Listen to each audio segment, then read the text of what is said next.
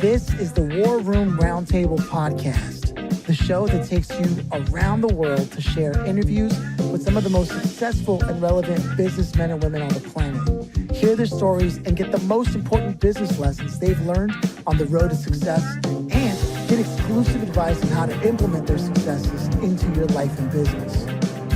The War Room Roundtable is brought to you by your hosts, Jason Miller, CEO of Strategic Advisor Board, and Phillip Lanos, CEO of Own the Rhythm, and former podcast host for Entrepreneur and Inc. magazine.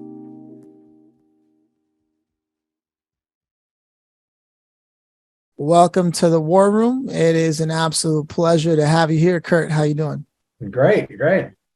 Yeah, I'm glad we got a chance to talk before we hit record. Got a sense of the dynamics between us, and I think this is going to be a really interesting conversation. We like to start things off with just asking, out of curiosity, like, do you yourself come from a family of entrepreneurs? No, I don't. I come from a family of hard workers. My mom works hard, used to work harder than anybody I've almost ever met. But none of them are really entrepreneurs. So, got it. Yeah, and the reason we asked that, we're always curious, like, how did our origins shape the decisions that we make as we start to step into the professional world and make that transition from, I'm a part of my family and whatever we're doing, might have a job at a pizza place. At some point, you start to take things into your own sort of wing as an individual, and that shapes a lot of our decision making, right? If we have creative parents, we tend to go. So when I ask, if you've been a part of entrepreneurs or what have you, because even hardworking people, right, there's a work ethic that's just taught to you. Did that shape and inform the decisions you made as you stepped into the professional world? Yeah, very much so. My dad, while he was an entrepreneur, he's one of those rare people blessed to not have to sleep. So he used to sleep about an hour and a half to 2 hours a night until like his second bout of cancer, at which point he started to sleep more like a normal person. And so he maintained 2 full-time jobs for much of the time I grew up. But even if it wasn't, but that was out of the house. You don't see that when somebody's, a kid doesn't know what it's like nowadays. Somebody's working on a laptop. They think they're playing Minecraft, no matter what you tell them. And the parent tells them, even though they might be a high producing lawyer. But I remember like my mom, I still vividly remember I was probably like 7 or 8, and we were at some property in Michigan, and it was a full moon. We're raking leaves in the middle of the night, and it's like Dad had been long asleep, and I'm just like, when are we gonna stop? And mom's like, look, the job's not done yet. We'll go to bed when the job is done. And so when you have that growing up, like it never just clicked with me. Even being young, friends talk about they watch all these movies, and I'm like, really? I'm having to file enough taxes at 14 for 2 different entities. I have to file LLCs so that I can actually do that. And nobody understood that. So I just never meshed with people, but it was that work ethic. Oh man, now that's what I'm talking about right there. Just the world of a difference between you and your peers who may have gone on to get respectable jobs at corporations and what have you. But it sounds like, and from my notes here, you had an entirely different trajectory in your life, from being able to lead a small team to get an IPO at $880 million to participating in dozens of acquisitions, or the fact that you've been a marketer, an operator, and you do speaking. Right now, did you see all this? Did you envision this and manifest it? Or was it something you were like, wow, I really am doing all these things? More of I just I manifest. A lot of it just had happened, and I had some mentors come back and point it out. But part of it was also I had a mentor that really came back to me and he pointed out to me what I wasn't doing well. I've had that a couple mentors around that have been really pivotal in showing, hey, Kurt, I think you should stop doing these things. And so that helped me realize where I really add a lot of value. And so it's like I've worked in so many different industries. Most of them are high growth. Most of them are technology related, but to a large degree, it's just operating. And so, like ideas are a dime a dozen. It's data and the ability to operate is what finds success to me. I love that you said that. Jason himself is probably one of the most strategic people I've met in a long time when it comes to the way he operates. And I think this is a perfect opportunity to get his own reflection sort of on some of the things you've said so far and where he sees this whole conversation going as well. Well, I always love the go back to a kid, right? And The one place I certainly never had an LLC at 14. You got me there. But I think it's interesting how,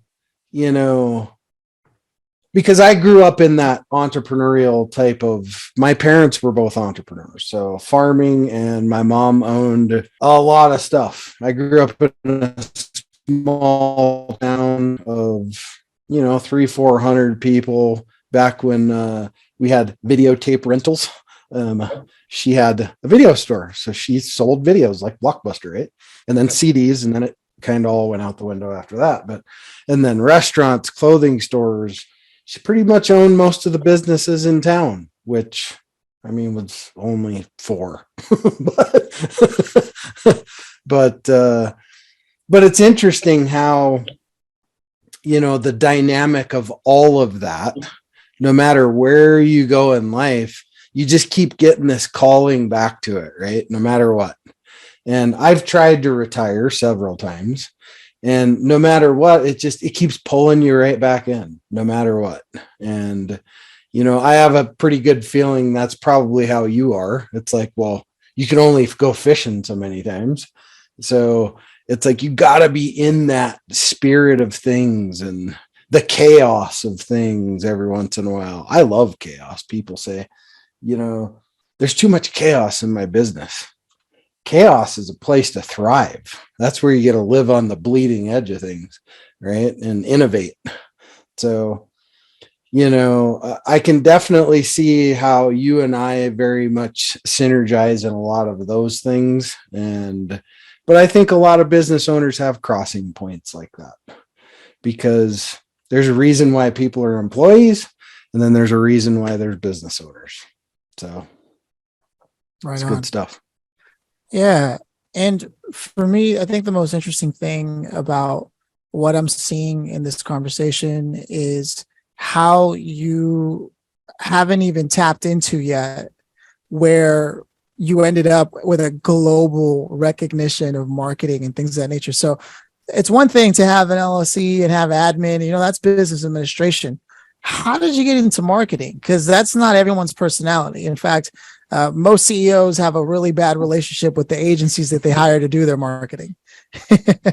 Yeah, you have to kind of also put a label on things. Otherwise, people don't know how to identify you. But even now, like, I lead marketing operations. So it's like my job is to make all the plans from our CEO and our leadership actually happen. So people may control different parts of things, but it's like, not everybody's good, whether, on engineering or product or whatnot, coming up with dashboards. And so it's operations. It falls back to me. Tell me what you want to see. We'll make sure we can look at the numbers on a weekly basis.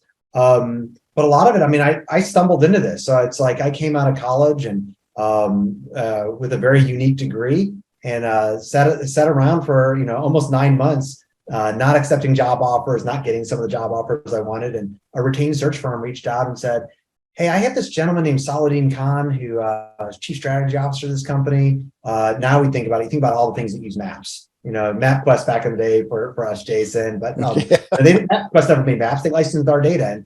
And even now, Google Maps is so pervasive. This company that's now called Here Technologies that we took public, they're the dominant map vendor, spatial data vendor for everything globally.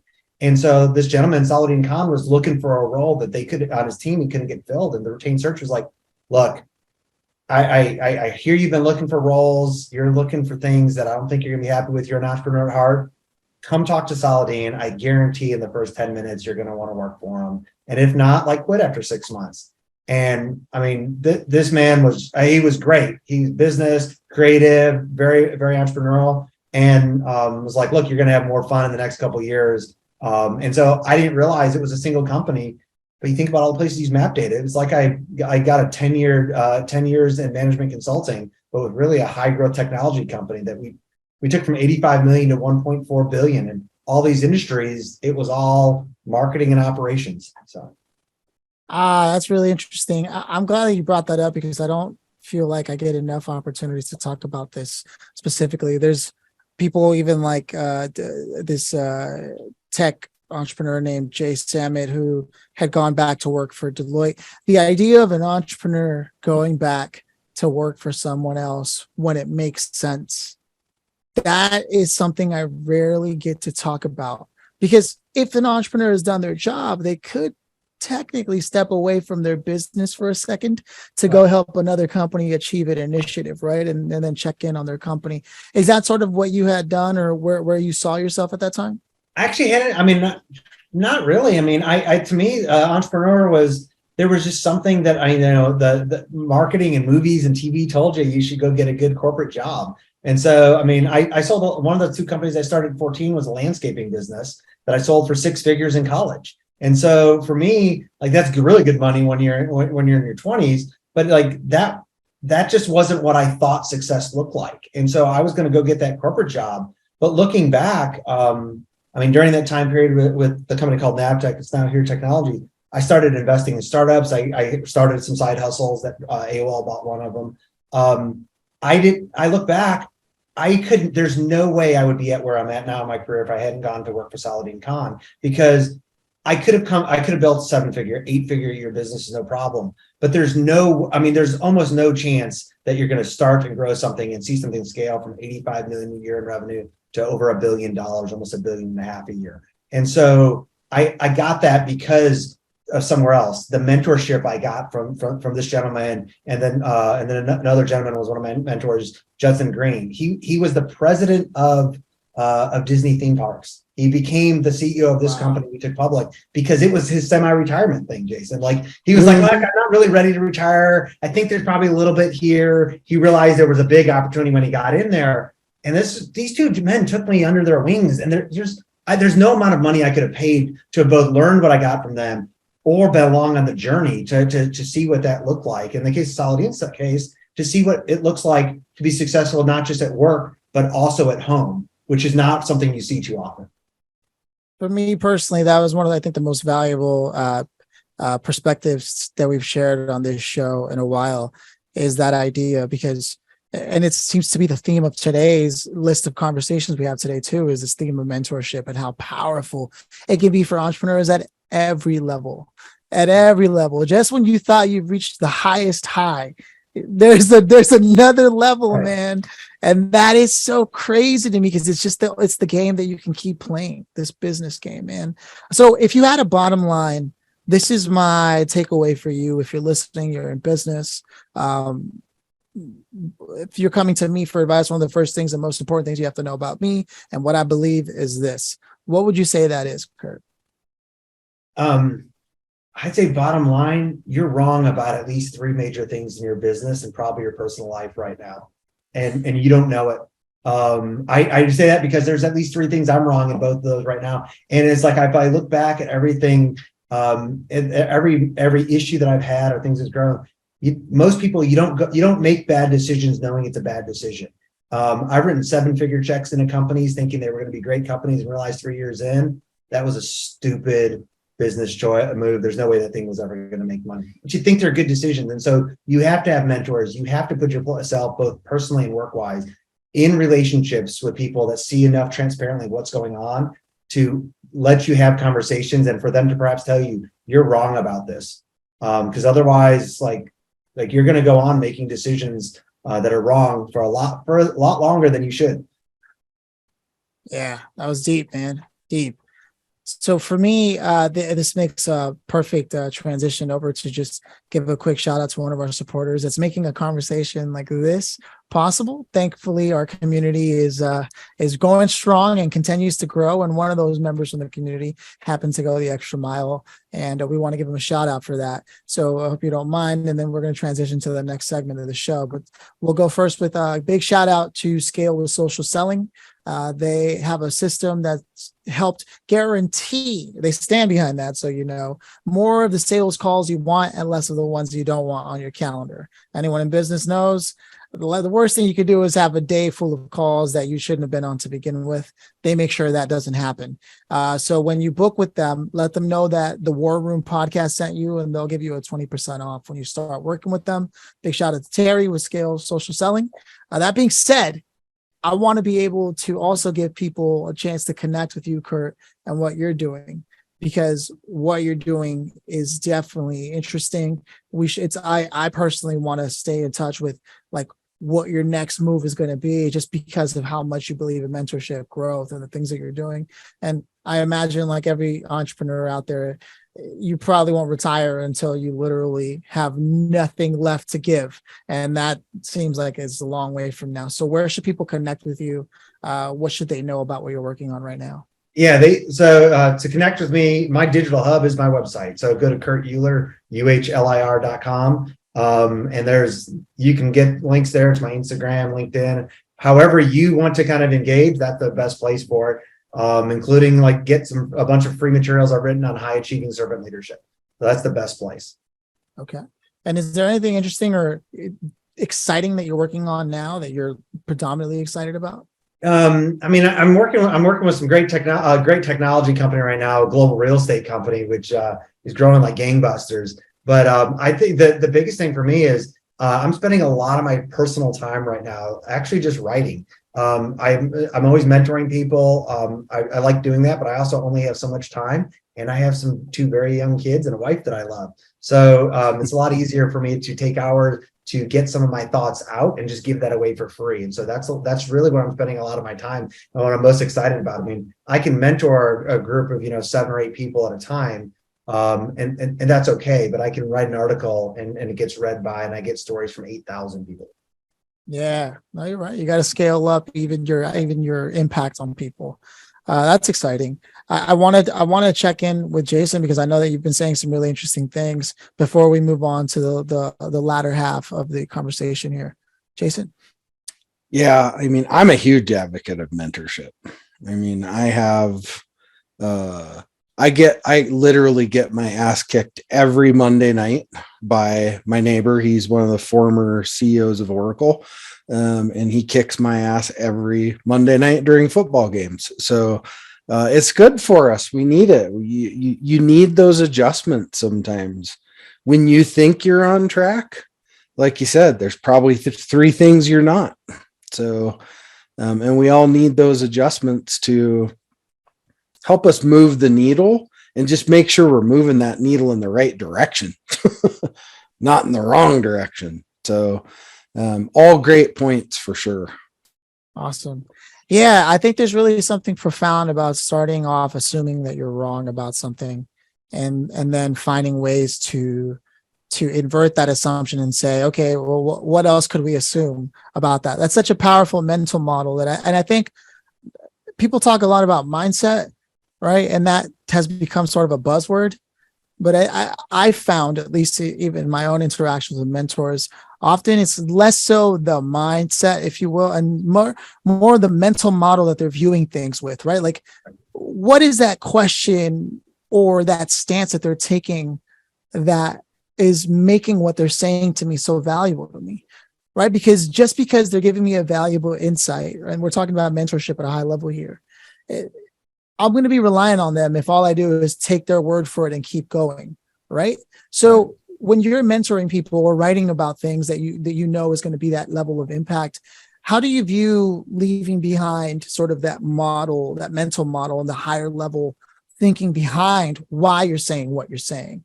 Do you go that far? Is that something that you consider? Yeah, I mean, I think, again, mental models for anybody. I mean, when I get feedback from people, and even how I just try to gauge stuff myself, I don't assume that just because somebody's a mentor or a peer or I'm reading a book, I don't assume that they're right either. And so I think I kind of try to approach things, not that everybody's lying, but with just that healthy skepticism of looking for what's the hidden assumptions within things. And so I love stories of people that they've been able to get up time and time again after they've had failure or they've been trying something. I'll take that from people just kind of authentically because it's their desire to try. But other than that, if I get feedback, Jason, from you, it's like you have assumptions based on what I've communicated, what you have from other parts of your life, and it may be good or bad, but I need to still make a wise decision about that. In the same way that if I think I'm right or wrong about something, there's all these sub assumptions I have that I need to kind of wade through myself. And sometimes it just takes, sitting looking out the window time or hammock time to kind of work through that. I can tell you one thing that I started doing a lot was more like the pre-validation process, right? That first, it's like launching a brand new product into the market, right?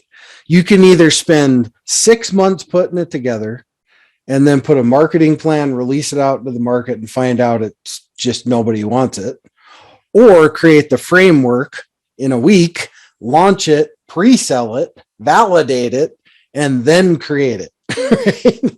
So I'm a huge validation model versus the assumptions, type of. I mean, we all make assumptions, right? Businesses have to make assumptions. There's no way around that. But I would say calculated assumptions, right? That's probably the better way to put it. And identifying what those assumptions are. And so I find I'll jump to decisions so often, and then I go, this is what I believe. Well, is that actually, what are the three, a couple of assumptions behind that belief? So you're right. It's calculated assumption. I like it. It's calculated risk. Mm-hmm. Yep. I love it. We just broke down the thinking behind a calculated risk, and everybody always talks about, as an entrepreneur or a business owner, you have to be willing to take on risk, but in a calculated way, and then that leaves people with nothing. But we're now showing and elaborating on the thinking behind it. And personally, I believe, and I call that leadership, as being able to show the thinking behind the assumptions that people leave behind. With that said, we have arrived at the grand finale. And I'd love to just be able to find out, because I'm just curious. It's just interesting having this conversation with you. We ask everybody who stops on the show this. No right or wrong answer. If you could have invited anybody to the show today to join us, who would you have picked and why them? Yeah, I have a very good friend of mine named Ben Walker. So he's actually a general contractor here in Atlanta.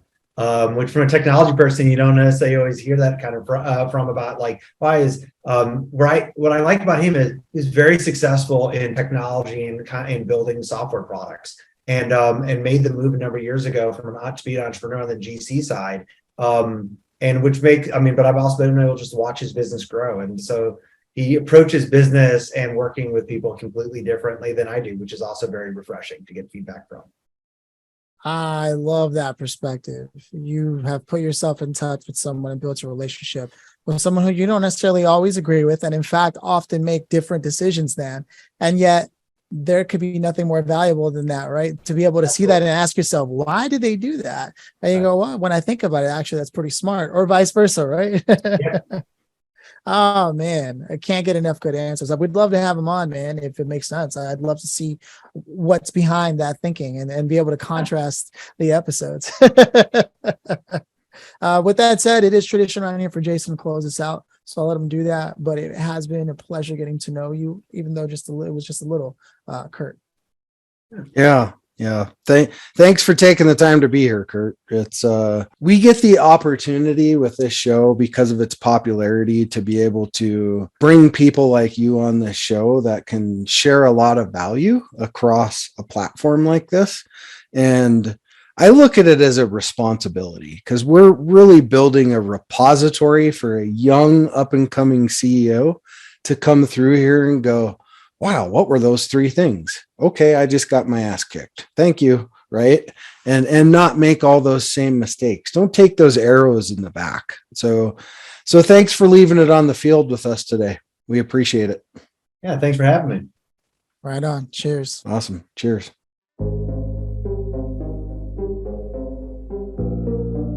Thanks for listening to the War Room Roundtable with your hosts, Jason Miller and Phillip Lanos. Please leave your feedback and visit strategicadvisorboard.com to get the latest and greatest business advisement on the planet. Follow us on social media for updates, and always remember, if you can dream it and believe it, then you can go achieve it. We'll see you in the next episode.